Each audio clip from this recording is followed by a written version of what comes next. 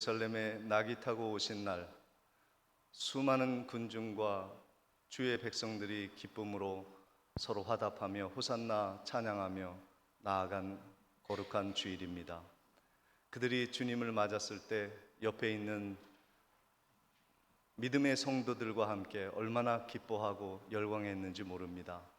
오늘 여러분들이 예수 그리스도가 지금 우리 가운데 오심을 기뻐하며 우리 옆에 계신 성도님들과 함께 너무 기쁜 감격스러운 표정으로 만나서 반갑습니다, 예수님이 우리 가운데 오셨습니다, 인사하시도록 하겠습니다.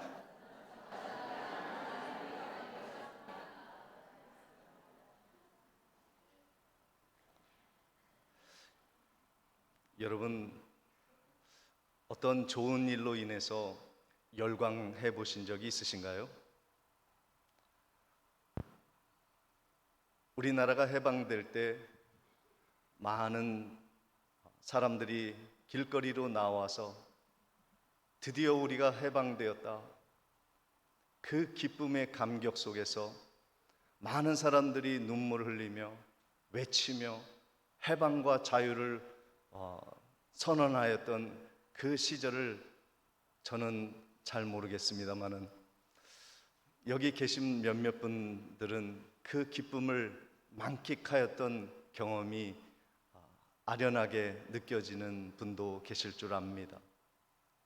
얼마나 열광스럽겠어, 얼마나 기쁘겠습니까? 저는 2002년도에 길거리로 뛰어나갔습니다.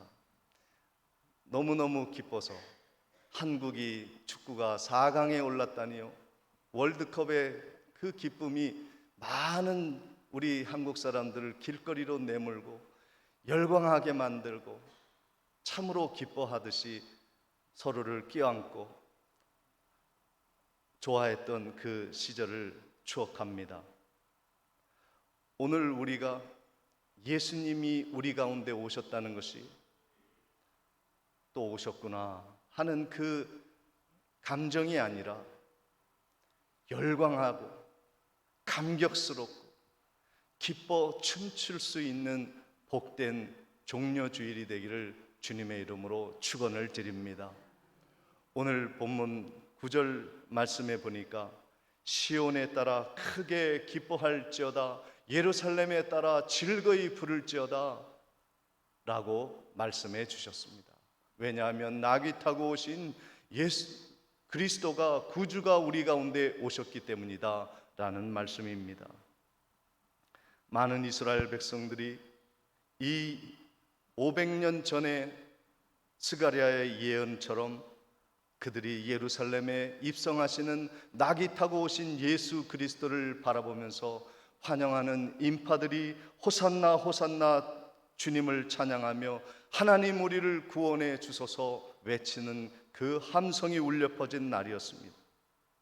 로마의 압제로부터 숨 쉴 수 없었던 그들이 그 예수 그리스도가 오셨을 때 하나님의 구원의 기쁜 소식을 접하게 되었고, 그들이 찬양하는 노랫소리를 울려 퍼진 예루살렘을 만들었습니다.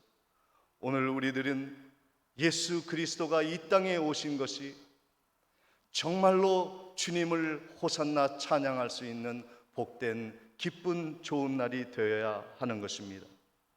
주님이 이 땅에 오신 것은, 주님이 낙이 타고 오신 이 종려주일은 우리 교회가 마땅히 환영하고 열광해야 하는 복된 날인 줄 믿습니다. 왜 우리가 찬양해야 할까? 왜 우리가 열광해야 합니까? 왜 우리가 즐거이 노래해야 하는 것입니까?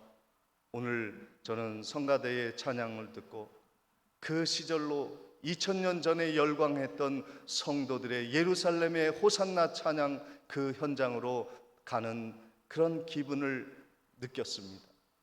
가슴이 벅찼습니다. 예수님을 바라보며 종려나무 가지를 흔들며 호산나 호산나 외치던 주님의 구원을 갈망하는 이스라엘 백성들처럼 오늘 우리가 예수 그리스도를 맞이해야 할 이유가 무엇인가? 그것은 심각한 죄의 후유증 때문에 그렇습니다. 원수 마귀는 오늘도 우리를 이끌어 사망의 권세 아래 짓누르고, 우리가 육신은 멀쩡할지 모르나 우리의 영혼을 결박하며 고통 속에서 살아가도록 하고, 그 고통의 영혼의 결박을 통하여 우리의 생각을 묶어버리고 우리의 모든 사랑을 잠재워버리며 고통 속에 살아가도록 원수 마귀는 우리들을 짓누르고 있는 것입니다. 그러나 예수 그리스도가 이 땅에 오셔서 이 모든 죄악의 결박을 푸시고 사망 권세에서 우리를 구원하여 주시는 은혜를 베풀어 주셨어요. 그래서 우리가 열광해야 하는 것이고 기뻐해야 하는 줄 믿습니다.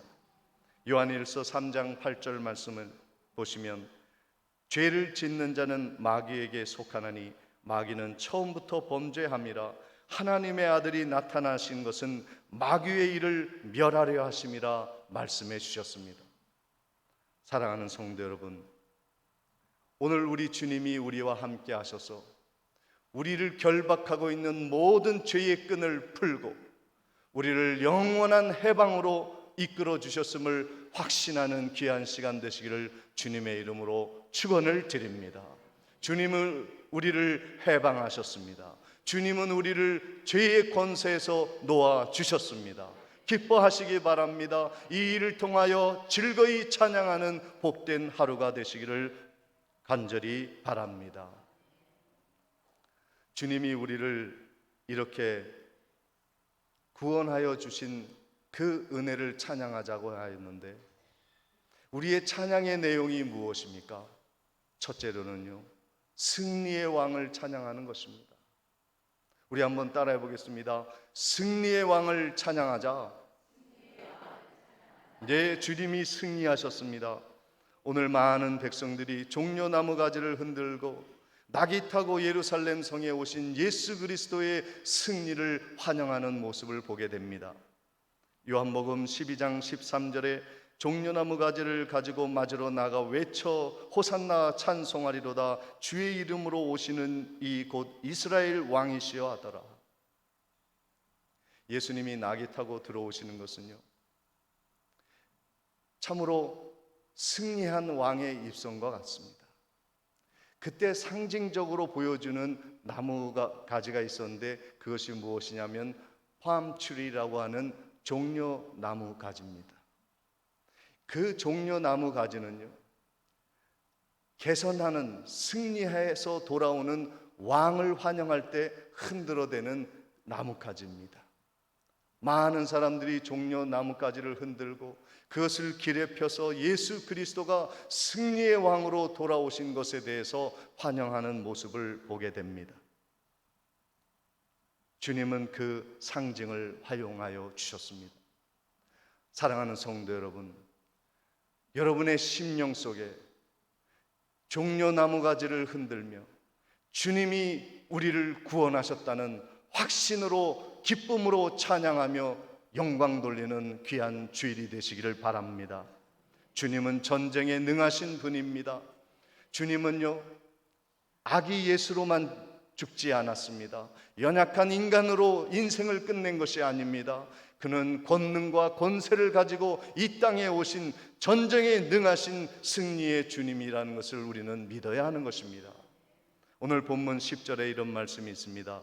내가 에브라임의 병거와 예루살렘의 말을 끊겠고 전쟁하는 활도 끊으리니 그가 이방 사람에게 화평을 전할 것이요 그의 통치는 바다에서 바다까지 이르고 유브라데 강에서 땅 끝까지 이르리라 선언하였습니다. 주님이 이기셨다는 거예요.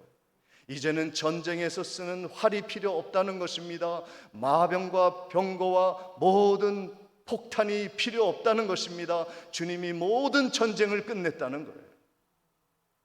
그리고 주님의 통치가 땅 끝까지 이르러 바다 끝에서 바다 끝까지 주님의 통치가 이루어졌다는 승리를 선언하는 것이 바로 종려주일인 것입니다.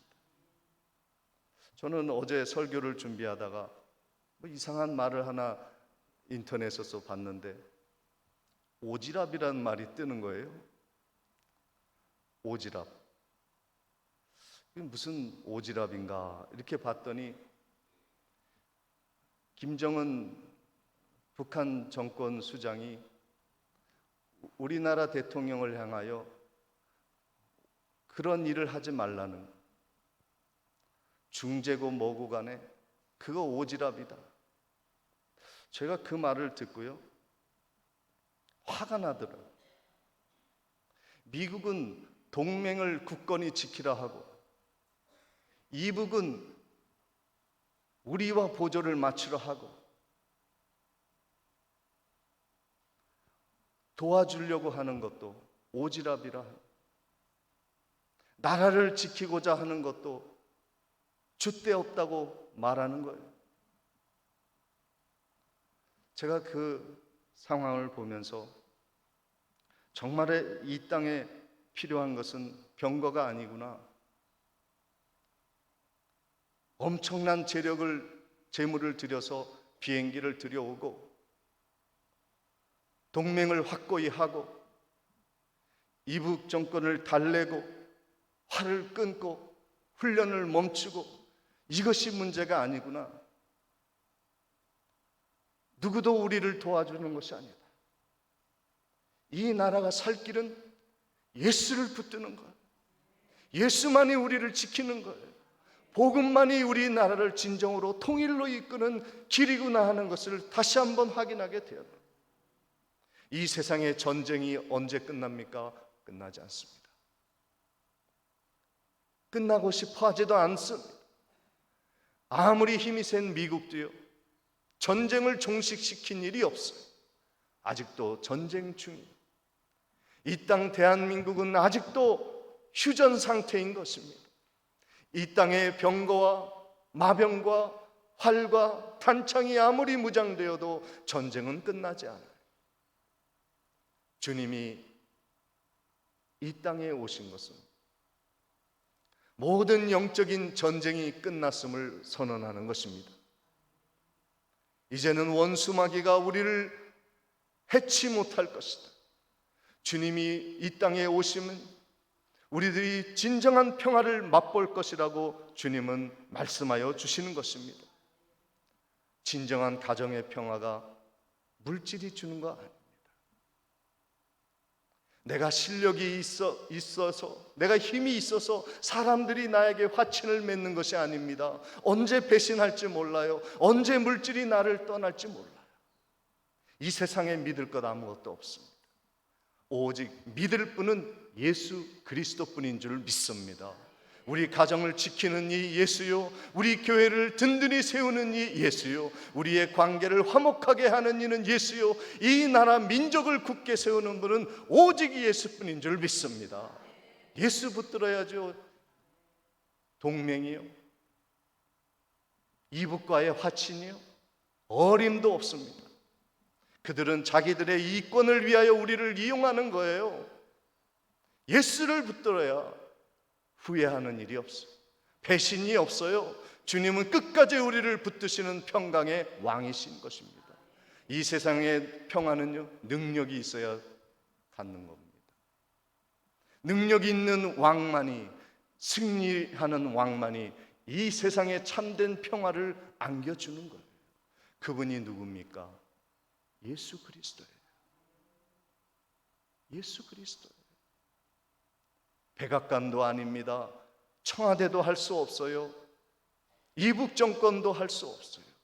오직 예수 그리스도만이 이 땅에 평화를 가져다 주는 분이심을 믿으시기를 바랍니다. 이사야 9장 6절에 이는 한 아기가 우리에게 낳고 한 아들을 우리에게 주신 바 되었는데 그의 어깨는 정사를 메었고 그 이름은 기묘자라 모사라 전능하신 하나님이라 영존하시는 아버지라 평강의 왕이라 할 것입니다. 주님은 공의로우시고 주님은 구원을 베풀어 주셨습니다. 그 십자가의 능력만이 이 땅에 진정한 평화를 가져다 줄 수 있습니다. 우리나라가 부강하여졌고 군사 대국이 된다 한들 미국을 이기겠습니까? 중국을 억어할 수 있겠습니까? 북한도 이길 수 없습니다.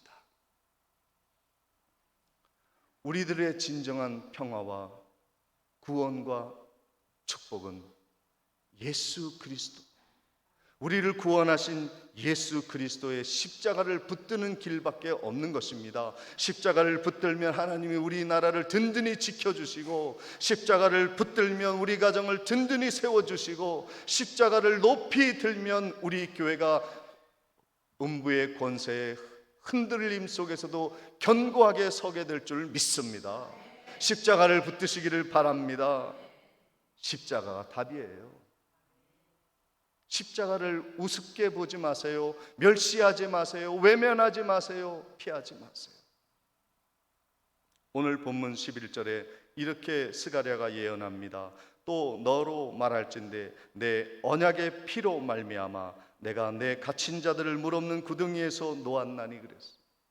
십자가만이 물없는 구덩이, 지옥의 형벌에서 구원하여 주시는 은혜인 줄 믿으시기를 바랍니다.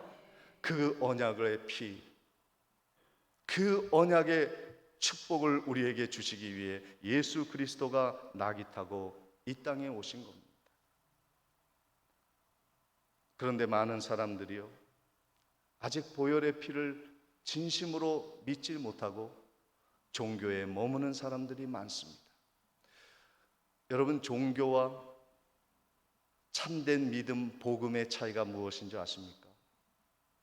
종교는요, 끊임없이 하나님 앞에 설 자격을 얻기 위해 노력하는, 교훈하고 조언해 주는 것이 종교입니다. 여러분, 제가 여러분에게 언제 그런 말 한 적 있습니까? 열심히 봉사하고 열심을 내요. 그렇게 할 때 하나님이 불쌍히 여기셔서 여러분을 구원하실 것입니다 라고 말한 적이 없습니다. 그것은 복음이 아닙니다. 그것은 종교입니다. 내가 무엇인가 열심히 해서 깨끗하여져서, 내가 노력을 해서, 내가 어떤 성과를 얻어서 하나님 앞에 설 만한 자격을 얻는 것이 종교예요. 그렇게 하려면 이렇게 해야 된다, 저렇게 해야 된다 말하는 것이 종교예요. 그러니 종교는요, 사람이 종교 생활을 하게 되면 어떤 일이 일어나냐면, 하나님 앞에 가까이 간 사람은요 당당합니다. 왜요? 자격이 나에게 있다고 보는 거예요. 내가 하나님 앞에 설 만큼 많은 헌금도 했어요. 내가 하나님 앞에 당당히 설 만큼 교회를 위해서 뼈 빠지게 희생을 했어요. 그러니 나는 당당할 수밖에 없죠. 그러니 그 사람의 눈에는요 다른 사람이 차질 않는 거예요. 너는 아직 멀었어. 너는 자격이 안 돼. 하나님 앞에 너는 설 수 없는 사람이야 라고 차등을 두기 시작하는 겁니다. 그래서 다른 사람을 멸시하는 거예요. 외면하는 거예요. 함께 하나님 앞에 나아갈 수 없는 하등한 존재로 여기기, 이것이 종교 생활입니다. 교회에 오면서도 아직도 종교 생활하는 사람 많아요. 하나님 앞에서 자신의 우월감을 드러내는 사람 많습니다. 자신의 위치가 자신의 능력이라고 여기는 사람이 많습니다. 그러나 복음은 그렇게 말하지 않습니다. 하나님 앞에 서는 것은 내 노력과 내 헌금과 내 헌신의 결과가 아니라는 것이 복음입니다.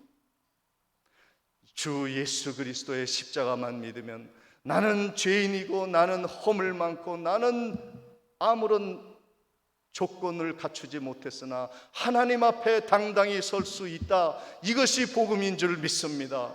우리가 예수 그리스도의 구원의 은혜로 인하여 하나님 앞에 나아가게 된 것을 찬양하는 귀한 아침이 되시기를 축원을 드립니다.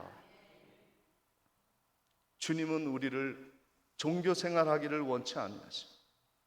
우리를 구원하여 주셔 억만 죄악으로부터, 외세의 침략으로부터 이 민족을 이렇게 부흥의 길로 이끌어 주셔서, 그것은 예수 그리스도만이 이 땅을 이렇게 만들어 주신 줄 믿습니다. 로마서 8장 38절 39절에 내가 확신하노니 사망이나 생명이나 천사들이나 권세자들이나 현재이나 장래이나 능력이나 높음이나 깊음이나 다른 어떤 피조물이라도 우리를 우리 주 그리스도 예수 안에 있는 하나님의 사랑에서 끊을 수 없느니라. 이 확신 위에 서시기를 바랍니다. 흔들리지 마시기 바랍니다. 세상의 물질이 부럽습니까? 권세가 참으로 높아 보이나요? 사람이 무섭습니까? 환경에 짓눌려 있습니까? 나의 원수가 여리고처럼 높습니까? 걱정하지 마시기 바랍니다. 십자가 든든히 붙들면 주님이 다 이기게 해주시고 승리하게 해 주실 것입니다. 담대하시기를 바랍니다. 일어서시기를 바랍니다. 믿음으로 새롭게 되시기를 바랍니다. 주님은 승리의 왕으로 오셨어요. 우리의 찬양을 받기를 원하시고, 둘째로 주님이 찬양받으셔야 할 이유를 말씀드리겠습니다. 주님은 겸손한 왕이시기에 찬양받으실 수 있습니다. 오늘 본문 9절 말씀을 다시 보겠습니다. 시온에 따라 크게 기뻐할지어다, 예루살렘에 따라 즐거이 부를지어다. 보라, 내 왕이 내게 임하시나니 그는 공의로우시며 구원을 베푸시며 겸손하여서 나귀를 타시나니 나귀의 작은 것 곧 나귀 새끼니라. 우리 주님은 겸손하신 왕이에요. 주님이 지금 우리 보이지 않아서 그렇지, 주님은 지금 세상을 다스리고 정복하시고 사망 권세를 이기신 부활의 주님이신 줄 믿습니다. 어떠한 능력과 권세와 위협과 칼도 우리를 해치 못하도록 주님은 승리하셨기에 반드시 지켜주실 줄 믿습니다. 그럼에도 불구하고 주님은 겸손하셔. 나귀 새끼를 타고 오십니다. 주님은 왜 높은 말을 타고 오시지 않았을까? 찬란하게 꾸며진 황금 마차를 타고 왜 예루살렘으로 입성하지 않으셨을까? 왜 나귀 새끼를 타고 멸시받는 조롱거리가 되는 모습으로 주님이 예루살렘에 오르셨을까? 주님은 겸손하시기 때문입니다.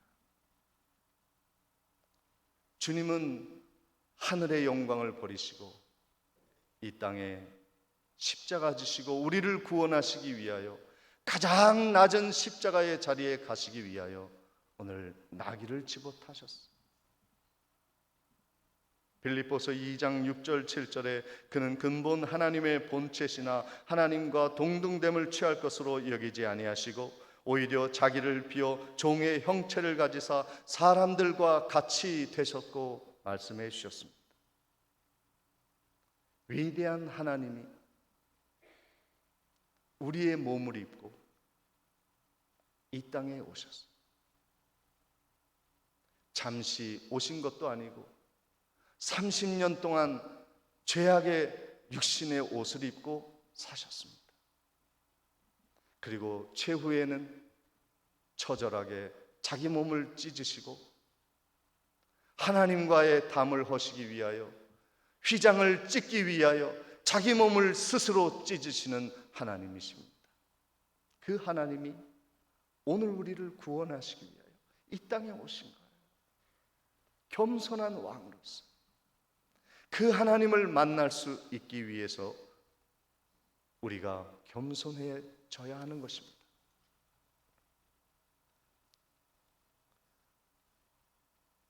주님은 오늘 사건을 통해서 겸손한 한 사람을 우리에게 소개해 주고 있습니다. 마가복음 11장 2절 3절에 이런 말씀이 있습니다. 이르시되 너희는 맞은편 마을로 가라. 그리로 들어가면 곧 아직 아무도 타보지 않는 나귀 새끼가 메어 있는 것을 보리니 풀어 끌고 오라. 만일 누가 너희에게 왜 이렇게 하느냐 묻거든 그가 쓰시겠다 하라. 주가 쓰시겠다 하라.